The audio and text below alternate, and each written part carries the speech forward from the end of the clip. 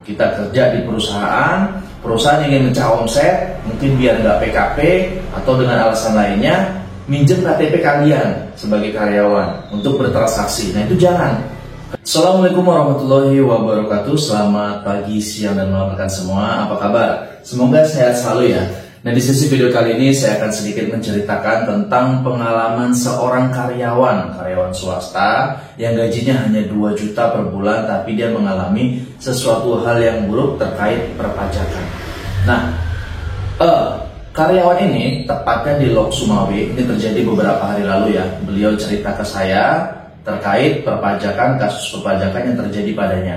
Jadi dia mengatakan gajinya hanya 2 juta, namun dikenakan dapat surat dari AR suruh membayar pajak sebesar 69 juta. Lah kok bisa? Nah ini ceritanya teman-teman ya. Jadi seorang karyawan ini hanya bergaji 2 juta, tapi ya intinya saya sudah sering cerita di video sebelumnya, sering kita bahas. Jadi pengusaha AR itu tidak melihat, contoh seorang pengusaha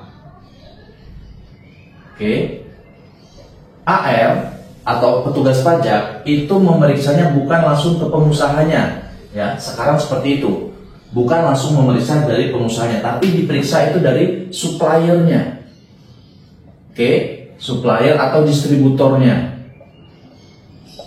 Nah, ketika supplier ini diperiksa, distributor juga diperiksa, dia akan memeriksa si penjualannya ke si pengusaha. Supplier atau distributor diperiksa, dilihat nih penjualannya paling gede atau yang dominan ke siapa, itu berapa nominalnya. Contoh ke pengusaha ini nominalnya udah 4M atau 5M.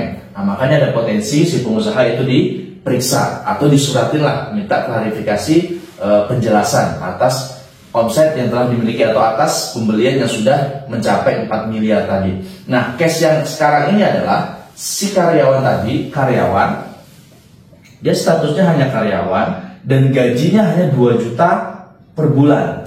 Gaji 2 juta per bulan, tiba-tiba dia dapat surat dari AR bahwasanya dia punya omset sebesar 4 miliar lebih, sekitar 4,2 M lah dapat omset atau dapat pembelian dari supplier atau dari distributor sebesar 4, M, dan disuruh bayar pajaknya sebesar kurang lebih 69 juta.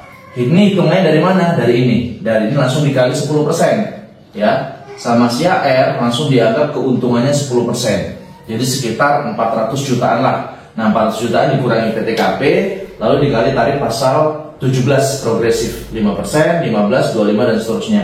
Sehingga dapat total sebesar 69 juta yang harus dibayarkan.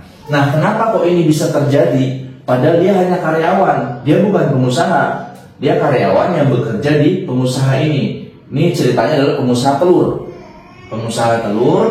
Nah ternyata si pengusaha ini menggunakan KTP si karyawan.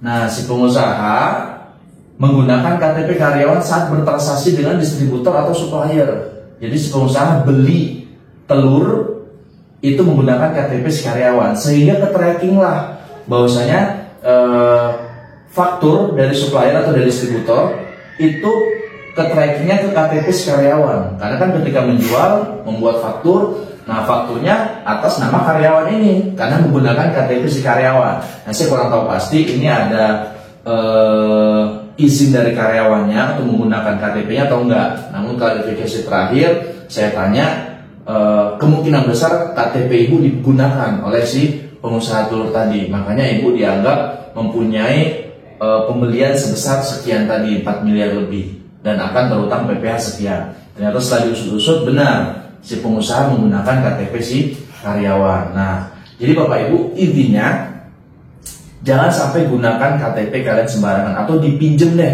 tempat kalian bekerja. Biasa seperti itu tuh, kita kerja di perusahaan ingin mencah omset, mungkin biar nggak PKP atau dengan alasan lainnya, minjem KTP kalian sebagai karyawan untuk bertransaksi. Nah itu jangan.